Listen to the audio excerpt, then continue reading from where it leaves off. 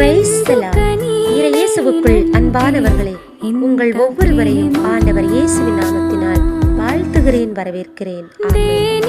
இன்றைய நாளுக்கான இறைவார்த்தை உணவு எசாயா 54:12.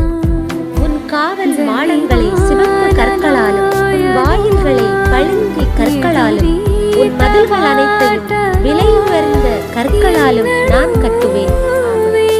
இயேசுவில் பிரியமானவர்களே, இன்றைக்கான இறைவார்த்தையின் மூலம் ஆண்டவர் வாக்கு தந்தவர், வாக்கு மாறாத தேவன் என்பதை நாம் அறிவோம். உடலுக்கு உணவு எவ்வளவு முக்கியமானதோ அவ்வளவு முக்கியமானது இயேசுவில் பிரியமானவர்களே ஆன்மாவுக்கான உணவு. தினந்தோறும் நாம் எடுத்துக்கொள்கின்ற அந்த ஆன்மீக உணவு நம்மை திடப்படுத்தும், ஏற்படுத்தும், நம்மை பாதுகாக்கும் என்ற நம்பிக்கையோடு தொடர்ந்து ஆன்மீக உணவை எடுத்துக்கொள்ள மறவாதிருப்போம்.